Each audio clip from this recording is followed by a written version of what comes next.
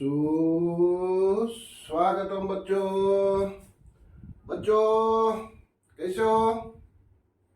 ठीक ठाक। तो पढ़ाई शुरू करें आज।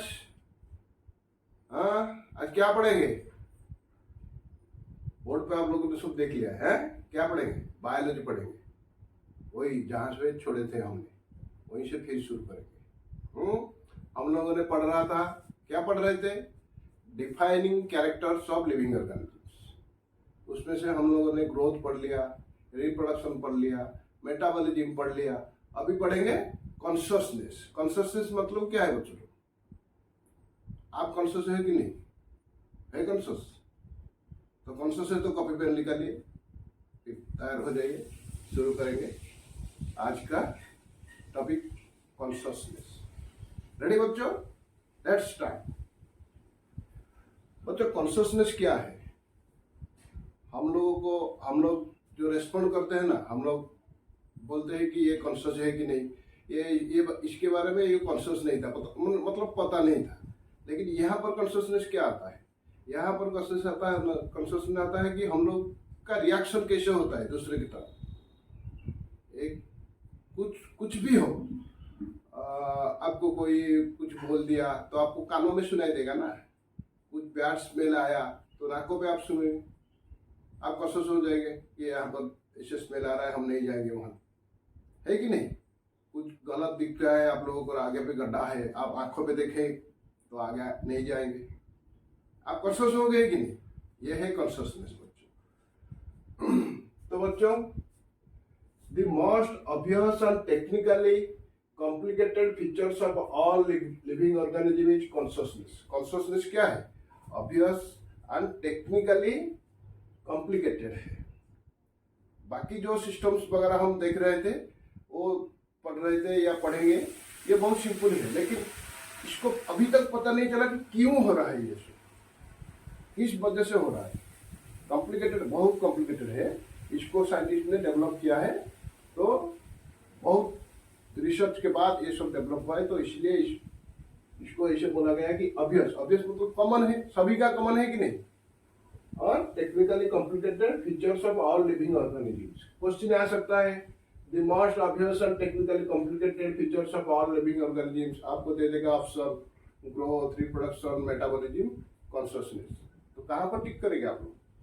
कॉन्शसनेस पे। इस तरह से क्वेश्चन हो सकता है बच्चों।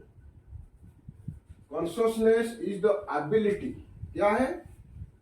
ability of organisms to sense their environment and respond to the environmental stimuli। Her organisms का, जितने भी लिविंग ऑर्गेनिजम्स हो, चाहे बैक्टीरिया हो या ह्यूमन हो, सभी का एबिलिटी है consciousness towards response the environmental stimuli. Stimuli मतलब क्या है बच्चों? ये तो क्या है, जैसे आप लोगों को कोई चिमट दिया तो आप लोग चिमट दिया, चींटी काट लिया, ये क्या है? ये ऐसा ही जो इरिटेशन आता है, ट्रिगरनेस आता है, आप लोगों को पता चल जाता है, ये है स्टिमुली। उसका प्लूरल है, ये है प्लूरल वर्ड स्टिमुली, सिंगुलर है स्टिमुलस। मैंने भी लिख दिया है सिंगुलर स्टिमुलस।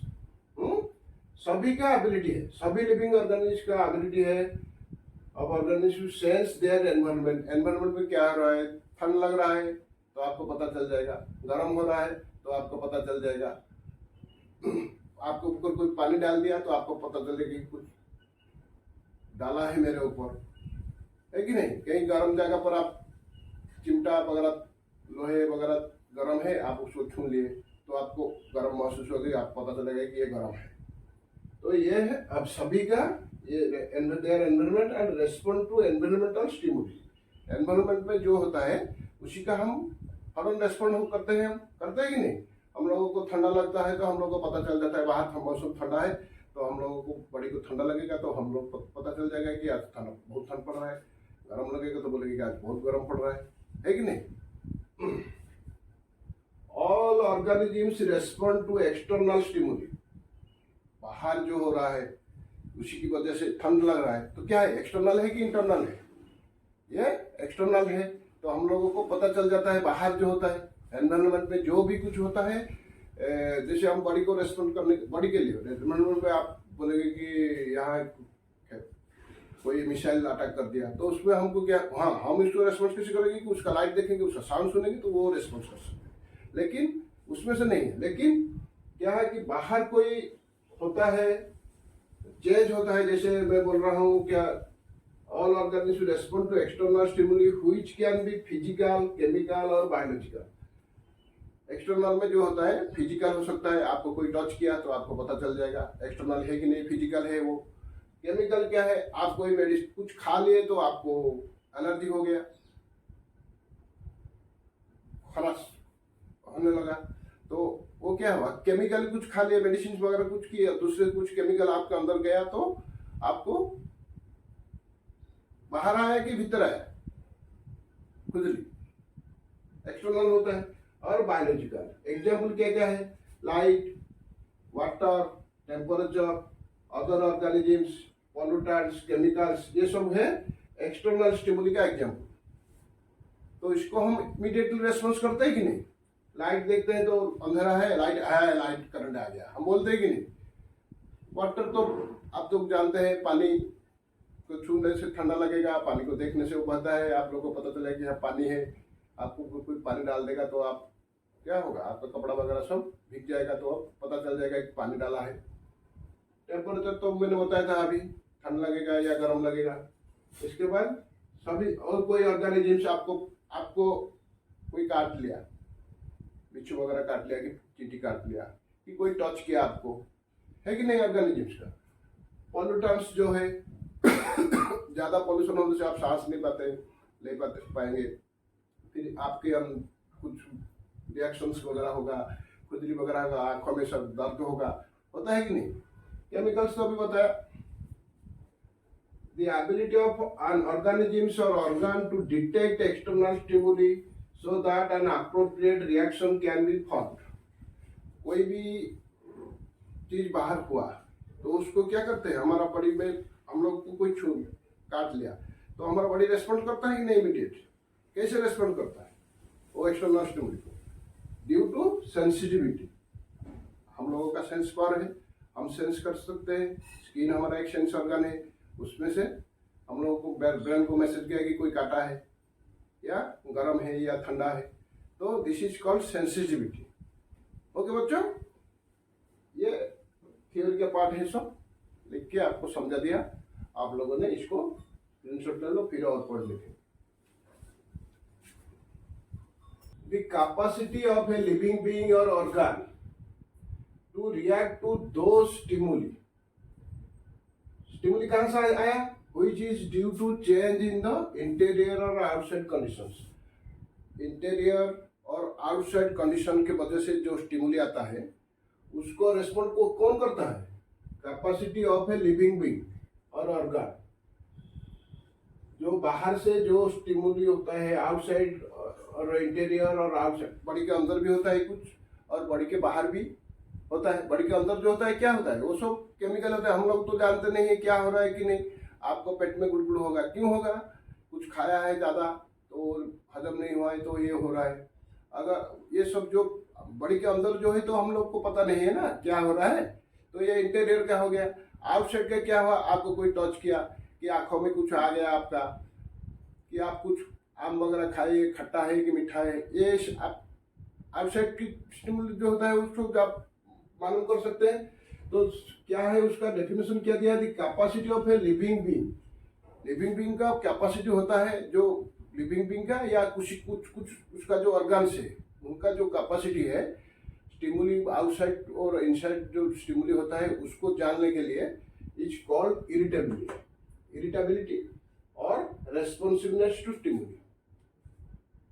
जो कैपेसिटी होता है स्टिमुली को जानने के लिए उसी को इरिटेबिलिटी और रेस्पॉन्सिवनेस बोलते हैं। आप उसको रेस्पॉन्स किए ना इमीडिएटली, आपको कोई काट दिया तो आप रेस्पॉन्स किए कि नहीं। ये है capacity of a living beings. Sense organs are structures that detect stimuli from the environment and are associated with sensory receptors. हम लोगों की बॉडी में 5 सेंस ऑर्गन्स है कि नहीं। Eye, ear, nose, tongue, skin, ये सब सेंस ऑर्गन्स है। ये क्या करते हैं? These are the structures. ये सब तो बॉडी का एक एक पार्ट है ना, स्ट्रक्चर्स है कि नहीं? तो डिटेक्ट करते हैं स्टिमुली को फ्रॉम बाहर जो होता है, एनवायरनमेंट में जो होता है स्टिमुली, उसको डिटेक्ट करते हैं। इसके बाद हर सेंस ऑर्गन के साथ एक एक रिसेप्टर होता है। आगे जाके हम पढ़ेंगे जब हम ह्यूमन फिजियोलॉजी पढ़ेंगे, तो ये रिसेप्टर उसी को लेकर ब्रेन तक पहुंचाता है। तो हमको पता चलता है कि ये हो रहा है, कि ये चीज है, कि ये इसका टेस्ट यह है, कि इसका स्मेल ये है, हमको पता चलता है। इसके बाद the physical stimulus that can observe directly through one of the 5 sense organ, जो हो फिजिकली होगा। आपको कोई टच किया, या कोई आप स्मेल आया, या कुछ आपको दिखाई दे, ये सब फिजिकली होता है कि नहीं? ये तो इंसेंट नहीं होता है ना, केमिकल नहीं है, ये सब फिजिकली आप जो देख सकते हो सब फिजिकली। ये सब जो स्टिमुली होता है, जो भी होता है, आंखों में कुछ आ गया, आप कुछ टेस्ट किए तो आपको खट्टा लगा या मीठा लगा कि नमकीन लगा, आपको कोई काट दिया, ये सब फिजिकल स्टिमुलस है, are observe by directly through one of the 5 senses. हमारे जो 5 सेंसेस है, इसके जरिए हम डायरेक्टली ऑब्जर्व करते हैं। But chemical stimulus is the response in which there is a secretion of certain chemicals. Chemical stimulus क्या होता है? हम लोग का बॉडी के अंदर कुछ केमिकल चला गया, कि बॉडी में हमारा यहाँ पर भी कुछ, स्किन के ऊपर भी कुछ केमिकल लग गया, तो स्किन के साथ या बॉडी के अंदर कुछ और केमिकल्स है, वो सीक्रेटेड होते हैं उसको डीएक्टिवेटेड करने के लिए। जो केमिकल गया है, वो केमिकल को कैसे वो डीएक्टिवेटेड कर देंगे। आपको जो मोबाइल में वगैरह में सब करते हैं ना, डू अनडू, ये सब लिखा होता है। अनडू का मतलब क्या है? रिटर्न आ जाएगा। तो आप किसको कुछ डिलीट करने के लिए आपको एक्शन लेना पड़ता है कि नहीं? अनडू तो नहीं करते हैं ना आप लोग, जरूरी है तो अनडू करते हैं। तो इसी तरह से बॉडी में कुछ केमिकल्स हैं, जो बाहर से कुछ केमिकल आया तो वो अपने आप सिक्रेशन हो जाते हैं, उसको काटने के लिए, डीएक्टिवेटेड करने के लिए। अगर वो जो केमिकल अंदर गया है, वो जो बॉडी के अंदर जो केमिकल सिक्रेशन हो रहा है उससे पावरफुल है, तो आप लोगों को एक्स्ट्रा मेडिसिन वगैरह या एक्स्ट्रा कुछ सोर्स लेना है आपको, है कि नहीं? आप लोग समझ पाए कि नहीं? तो केमिकल्स को जो भी बॉडी के अंदर जाता है, अगर छोटा मात्रा में है, हमारा बॉडी में जो सिक्रेशन केमिकल्स होगा वो उससे ज़्यादा पावरफुल है, तो उसको डीएक्टिवेट कर लेगा। तो हम लोग अपने आप उसका हैंडल कर लेते हैं कि नहीं हमारा बॉडी के अंदर? तो इसीलिए मैं लिखा हूँ, the chemical stimulus is the response in which there is a secretion of certain chemicals. एक केमिकल नहीं है, हर केमिकल को डीएक्टिवेट करने के लिए उसका एक है एंटीबॉडी, एक है उसका, तो वो अपने आप सिक्रेशन हो जाएगा। हर केमिकल तो अलग अलग तरह के होते हैं ना, तो अलग अलग तरह का केमिकल सिक्रेशन होगा बॉडी में। Response to external stimuli. Thus, all organisms handle chemical entering their bodies. जो भी बॉडी में जाएगा उसको एवरीवन कैन हैंडल। अगर उससे ज्यादा हो गया तो आपको सपोर्ट लेना पड़ेगा बाहर का चीज का। जैसे हम लोगों को कुछ हुआ, देखो बच्चों, आप लोगों ने ज्यादातर भी बहुत देखे होंगे, ज्यादा देर तक एसी में बैठने से, कुछ लोगों को बाहर आने में से सडन नहीं लगता है। हाँ, पहले तो इरिटेबल लगता है कि बाहर चले आते तो बहुत गर्म लगता है, आप लोगों को लगता है कि नहीं? आपका बॉडी एडजस्ट हो गया था ठंड में, जब बाहर आए तो आप लोग को थोड़ा इरिटेशन लगेगा, थोड़ा चिड़चिड़ा लगेगा, ज़्यादा गर्मी लगेगा। और 1-2 दिन के बाद जिन लोगों को बॉडी में एसी नहीं जाता है, इन लोगों का बुखार आएगा या बॉडी में पेन होगा, कुछ होगा कि नहीं? वो सब एक्सटर्नल जो एनवायरमेंटल वजह से आपको अंदर गया है सब केमिकल्स। तो ठंडा लगा तो ज़्यादा ठंडा हो गया तो क्या होगा?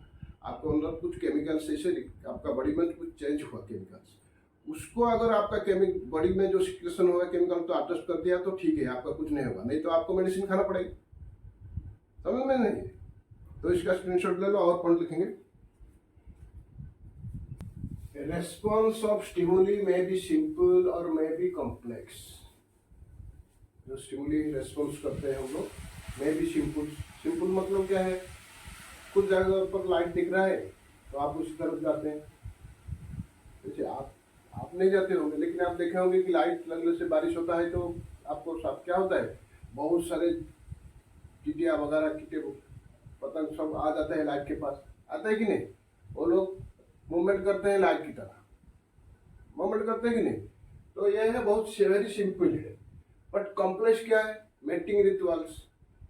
जब एक आप देखेंगे कि एक एक टाइम पे कोई एनिमल्स वगैरह जो है वो मेटिंग करते हैं, पर्टिकुलर उसी टाइम पे क्यों करते हैं, ये है बहुत कॉम्प्लेक्स चीज है। क्यों उसी टाइम को ही रेस्पॉन्ड करते हैं वो लोग, उसी सीजन को ही, हर बार नहीं करते हैं। तो सिंपल में भी सिंपल मतलब मूवमेंट ऑफ ऑर्गेनिजम्स। कॉम्प्लेक्स क्या होता है? Mating rituals.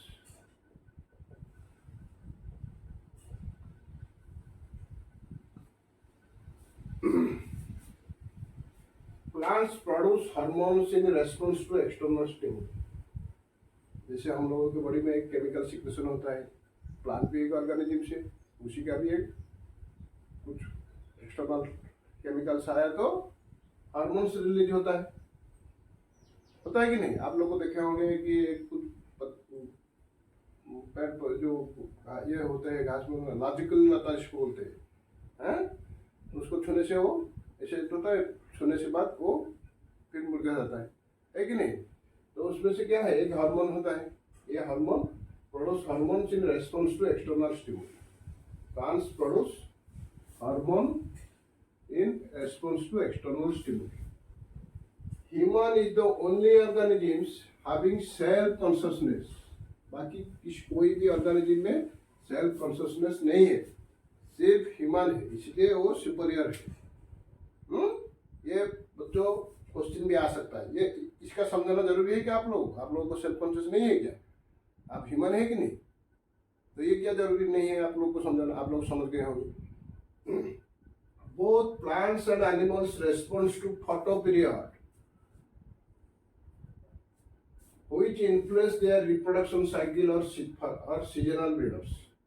Responsible reproduction cycles for seasonal breeders. ये क्या है? फोटोपीरियड क्या है? फोटोपीरियड बताओ, ये है कि लेंथ ऑफ लाइट, कितने देरी तक लाइट रहेगा। लाइट आता है फिर शाम होता है तो अंधेरा होता है कि नहीं? अगर डे ज़्यादा हो गया, डे का टाइम ज़्यादा है तो लाइट ज़्यादा देर तक रहेगा, ज़्यादा देर तक रहेगा कि नहीं?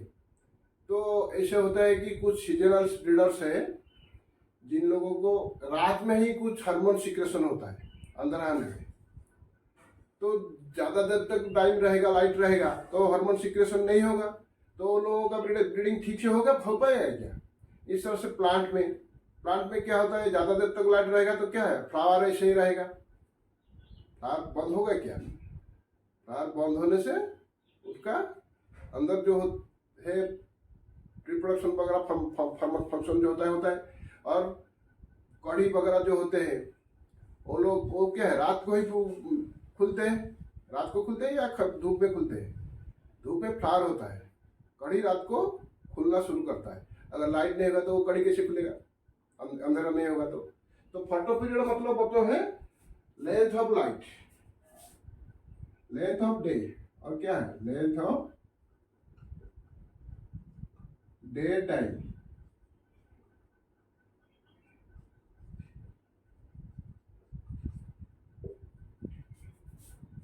Plants and animals respond to photoperiod. इसको रेस्पॉन्स करने से क्या होता है, that influence their reproduction cycle, उनका रिप्रोडक्शन साइकिल डिस्टर्ब हो गया। Stimuli shows by plants is known as tropism.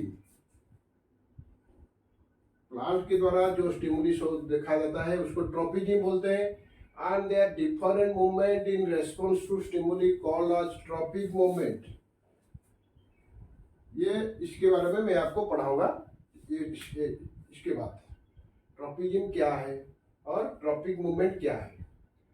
Plant जो स्टिमुली को रेस्पॉन्ड करके शो करते हैं, stimuli shows by plant known as tropism, and tropism की उनका जो मूवमेंट होता है उस तरफ, जो रेस्पॉन्ड जो लाइट हो या वाटर हो उसको तरफ तो उनका मूवमेंट होता है ना, उसी को बोलते हैं ट्रॉपिक मूवमेंट। जो मूवमेंट होता है डिफरेंट मूवमेंट उनको होता है response of stimuli called as tropic movements. इसका स्क्रीनशॉट ले लो। अभी तक हमने क्या क्या पढ़ा? हमने पढ़ा about consciousness. Consciousness is a क्या है? Is the most obvious and technically complicated defining character of living organisms. The ability or the capacity of a living organism to respond its environmental stimuli is known as its responsiveness or consciousness. है कि नहीं? And all living organisms show or respond to the environmental stimuli. ये तो पढ़ा है ना हमने। Human is the most conscious animals itself. Plants कैसे रेस्पॉन्ड करते हैं, एनिमल कैसे रेस्पॉन्ड करते हैं, ये सब हमने देखा। इनमें से एक कॉन्सेप्ट हमने देखा है कि photo period. Both plants and animals are responds to photo periods. Photo period क्या है बच्चों? ये इसके बारे में हम लोग अभी डिस्कशन करेंगे। ये भी आपकी इस कॉन्शियसनेस टॉपिक में आपकी किताब में इतने दिया नहीं है, लेकिन ये इसमें आता है और क्वेश्चन भी आता है इसमें से। तो हम लोग इसी को ही आज समझेंगे और इसके बाद जियोट्रोपिज्म समझेंगे। ये दोनों कॉन्सेप्ट जो है फोटो पीरियड और जियोट्रोपिज्म किताब में है नहीं, लेकिन आप लोगों को समझना जरूरी है। इसको मैं अभी आपको समझाता हूँ। हाँ, देखो बच्चों, पहले हम देखते हैं फोटो पीरियड। फोटो पीरियड क्या है? The period of time during which an organism receives light is known as photoperiod. जितने देर तक लाइट ऑब्जर्व करेगा लिविंग ऑर्गेनिजम्स, इसको ही फोटो पीरियड कहते हैं। सुबह से शाम तक लाइट मिलता है कि नहीं, तो उसको फोटो पीरियड कहते हैं। अगर वो फोटो पीरियड ज़्यादा बढ़ जाएगा, शाम 6 बजे अंधेरा होना था लेकिन अंधेरा नहीं होगा, तो उसके बाद 1-2 घंटा और फोटो पीरियड बढ़ गया है कि नहीं? आधा घंटा अगर बढ़ गया तो आधा घंटा बढ़ जाता है, वो उसी को फोटो पीरियड बोलते हैं। The time, the length of the day time, इसको फोटो पीरियड बोलते हैं। कितने लंबा होता है day time. It affect reproduction in both plants and animals. Photo period affects reproduction in both plants and animals. क्यों? In plants it induces flowering. दिन में तो धूप पड़ने से आप देखो, सुबह जाके देखोगी तो कड़ी ऐसे होगा, लेकिन थोड़ा धूप आने के बाद आप देखोगी एकदम फूल एकदम फ्लावर ब्लूम हो जाता है, होता है कि नहीं? तो induces flowering and in animals it releases hormones. Photo period क्या करता है? प्लांट्स में फ्लावर इंड्यूस करता है। इंड्यूस करता मतलब भर्ती का नहीं करता है, फ्लावर को बढ़ावा देता है, फ्लावर पूरे ब्लूम होने में, फुटने में। हाँ? और एनिमल्स का जो हार्मोन्स है, कुछ हार्मोन्स रात में रिलीज होते हैं, कुछ दिन में रिलीज होते हैं। सेक्सुअल की जो रिप्रोडक्शन के लिए जो हार्मोन्स चाहिए वो रात में ही निकलता है, लेकिन अगर टाइम जितना टाइम बढ़ जाएगा दिन का टाइम, तो उतने ही लेट हो जाएगा कि नहीं? Hormones affecting the reproduction systems. Photo period affects the rate of reproduction in some species of reptiles only. Reptiles बच्चों क्या है? हम लोग जो रेत के चलते हैं भूमि पे, उनको रेप्टाइल्स बोलते हैं। जैसे हम लोग ने लिजर्ड देखे होंगे आपने, सांप है और क्या है? रेप्टाइल्स है, बिच्छू है, सांप है, बिच्छू, जितने भी और गोधी जो वगैरह है, ये सब रेप्टाइल्स होते हैं बच्चों। आप लोग जानते होंगे उनको, उनके बारे में ज़्यादा बताना जरूरी नहीं है। रेप्टाइल्स की ज़्यादा अफेक्ट करते हैं। Seasonal breeders are animal species that successfully mate only during certain times of the year. Seasonal breeder क्या है? कुछ प्रजाति होते हैं, इन लोगों का ये सीजन में ये ब्रीडिंग करेंगे, बच्चा देंगे, दूसरे सीजन में कोई देता है। क्यों देता है? वो उसी बच्चा जो पैदा होगा उसी टाइम का टेम्परेचर है, उसी टाइप का एनवायरमेंट में ह्यूमिडिटी कितना है, बारिश हो रहा है कि नहीं, धूप और कुछ से जो है बारिश के टाइम पे देते हैं बच्चे, कि उनको पानी चाहिए, है कि नहीं, मछली वगैरह जो है सब। और कुछ ज़्यादा गर्मी और ज़्यादा ठंडा बच्चा संभाल नहीं पाएगा, तो उसी हिसाब से वो सीजन में ही से वो लोग अपना बच्चा पैदा करते हैं। तो अगर ये फोटो पीरियड ज़्यादा हो जाएगा तो अफेक्ट करेगा कि नहीं उन लोगों का ब्रीडिंग में, उन टाइम में तो कर नहीं पाएंगे, बच्चा पैदा नहीं कर पाएंगे, क्योंकि अगर डे टाइम ज़्यादा हो गया तो गर्मी ज़्यादा होगा। जो ठंडे में जो बच्चा पैदा होने से अच्छा रहता है, बस उसको बचने का चांस ज़्यादा है, वो गर्मी में पैदा होगा तो मर जाएगी कि नहीं। और जो गर्मी में पैदा होने से ठीक सही होगा, वो सर्दी में पैदा होगा तो मर जाएगा। तो ये जो सीजनल ब्रीडर्स है उन लोगों का ज़्यादा अफेक्ट होता है। वो लोग जब वंस इन ईयर, एक वर्ष साल में कभी भी उन लोगों का जो पसंदीदा टाइम आता है उस टाइम में वो ब्रीडिंग करते हैं। तो ये फोटो पीरियड का कुछ कॉन्सेप्ट है, आप इसको ले लो बच्चों। फोटो पीरियड हमने देख लिया, समझ लिया क्या है फोटो पीरियड, सीजनल ब्रीडर को कैसे अफेक्ट करता है। क्यों बच्चों, सीजनल ब्रीडर क्या है, उन लोगों को जो बच्चा पैदा करेंगे उन लोगों को लिए खाना चाहिए, पानी चाहिए, ज़्यादा गर्मी ना हो, ज़्यादा ठंडा ना हो। अगर कोई गर्मी चाहता है तो ज़्यादा गर्मी में होगा तो वो ज़्यादा गर्मी की टाइम पे करते हैं, ज़्यादा ठंड के टाइम में होगा तो ज़्यादा ठंड के टाइम में करेंगे। लेकिन बचने के लिए तो खाना चाहिए, पानी भी चाहिए, तो एक्सटर्नल एनवायरनमेंट जो है वो भी सही होना चाहिए। इसलिए सीजन में ही वो ब्रीडिंग करते हैं, उसी को सीजनल ब्रीडर बोलते हैं। और अब साल में कोई सीजन में वो करते हैं, किसका बारिश में होता है, सीजन में होता है, रेनी सीजन में, किसका विंटर सीजन में होता है। ज़्यादातर कुत्ते क्या करते हैं, स्प्रिंग सीजन में, ठंडे के टाइम पे करते हैं, ब्रीडिंग करते हैं कि नहीं। तो ये तो गया फोटो पीरियड के बाद। अभी देखते हैं जियोट्रोपिज्म। जियोट्रोपिज्म क्या है बच्चों, आप सब लोगों ने जानते हैं अर्थ का एक ग्रेविटेशनल फोर्स है। ग्रेविटेशनल फोर्स का डायरेक्शन कहाँ तक होता है। अब कोई ऊपर से आप कोई चीज फेंकते हैं तो ऊपर जाके फिर नीचे आता है, क्यों आता है, ये ग्रेविटेशनल फोर्स की वजह से नीचे की तरफ आता है। तो ग्रेविटेशनल फोर्स का जो डायरेक्शन है कौन सी दिशा में वो जाता है, तो कौन सी दिशा में जाता है, ऊपर से नीचे की जाता है। तो उसका नीचे की जाना ही उसका पॉजिटिव डायरेक्शन है, ऊपर जाना नेगेटिव डायरेक्शन है। आप लोग ऊपर कोई चीज फेंके तो ये क्या है, एग्नेस्ट ग्रेविटेशनल फोर्स ऑफ फेंके, जब वो नीचे की तरफ आएगा तो एलोंग ग्रेविटेशनल फोर्स आएगा कि नहीं। तो जब नीचे आएगा तो प्लस आएगा, पॉजिटिव होगा, जब ऊपर जाएगा तो नेगेटिव होगा। ये हम पढ़ेंगे ग्रेविटी, जब पढ़ेंगे चैप्टर फिजिक्स में, इसमें आपको डिटेल से अच्छे से पढ़ाऊंगा, लेकिन अभी इतना ही आपके लिए काफी है। तो जियोट्रोपिज्म क्या है, the movement towards earth gravitational force response is called geotropy।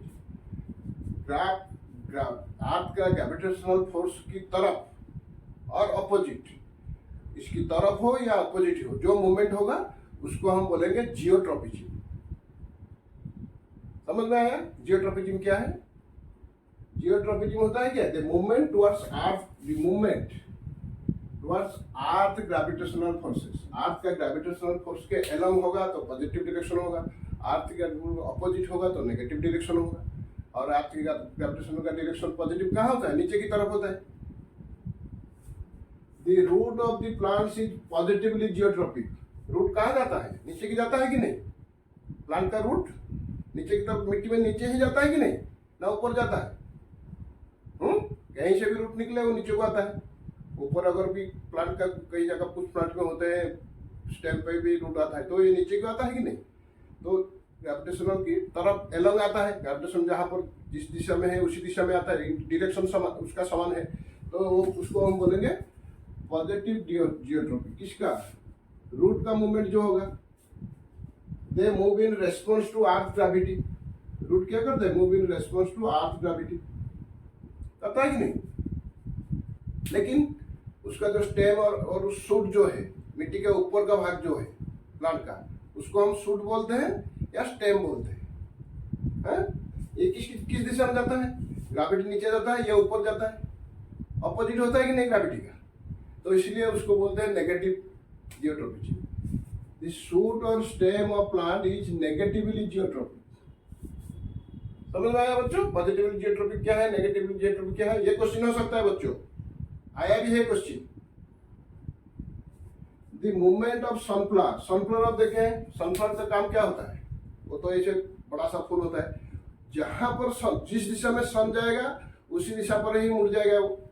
आप देखे कि नहीं? नहीं देखे तो जाके देखिए, आपके घर में एक सनफ्लावर का पेड़ लगाइए तो फूल फूटेगा, तो देख लेना है। सभी बच्चों शायद देख, आप लोगों ने ये ऑब्जर्व करते हैं कि नहीं? बच्चों सारी चीजें ऑब्जर्व करो। साइंस मतलब आप पढ़ रहे हैं तो कोई रातों रात साइंटिस्ट नहीं बन गया है बच्चों, वो सब ही ऑब्जर्वेशन एक्सपेरिमेंट्स के ऊपर ही डिपेंड किए हैं। सालों साल लग जाते हैं इन लोगों को। हाँ? तो the movement of sunflower towards the direction of light, जहां पर लाइट होता है उसी तरफ होता है, सनफ्लावर सन की तरफ होता है ज्यादातर। लाइट कहाँ से है? आप अगर लाइट देंगे तो होगा घर में लगा के। Is an example of phototropic movement. Geotropic क्या है? जियोट्रॉपिक हमने क्या पढ़ा? अर्थ की ग्रेविटेशन के अलग जो होगा या अपोजिट जो होगा उसको मूवमेंट होगा, उसको जियोट्रॉपिक बोलेंगे। लाइट की तरफ जो मूवमेंट होगा उसको क्या बोलेंगे? फोटोट्रॉपिक, मूवमेंट टुवर्ड्स लाइट, है कि नहीं? मूवमेंट फोटोट्रॉपिक हो गया along the direction of light।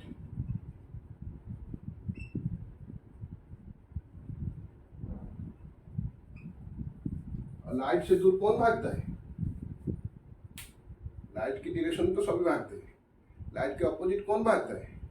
जिसको अंधेरा पसंद है वो लाइट की दूर चला रहा है। शैतान जाता है कि नहीं लाइट की दूर? अंधेरे में निकलता है शैतान, आप लोगों ने पढ़े होंगे, देखे होंगे टीवी में। ऐसा कुछ नहीं।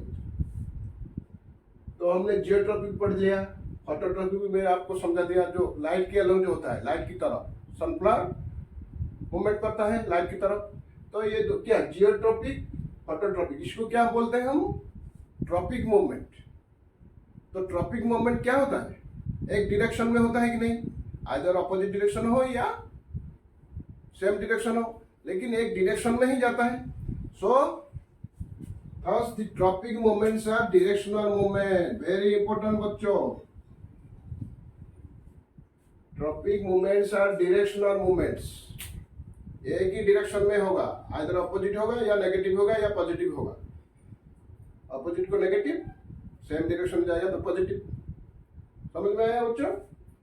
Are cellular organisms like viruses, viroids and प्रियन्स।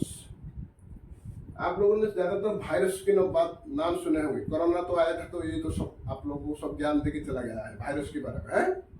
लेकिन ये वीरोड्स क्या है, प्रियन्स क्या है, ये पढ़े हैं आप लोगों ने? इसको हम पढ़ेंगे बायोलॉजिकल क्लासिफिकेशन में, एकदम अच्छे से मैं पढ़ाऊंगा क्या क्या है, उसका पूरा कंप्लीट नोट्स आप लोगों को दे दूंगा।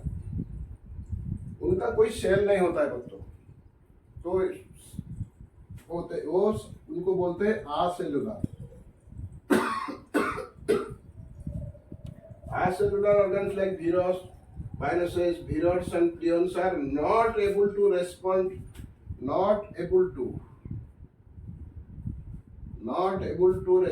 environmental stimuli। उन लोग कोई रेस्पॉन्ड नहीं करते हैं एनवायरमेंटल स्टिमुली पे, कोई फर्क नहीं पड़ता है कॉन्शियसनेस।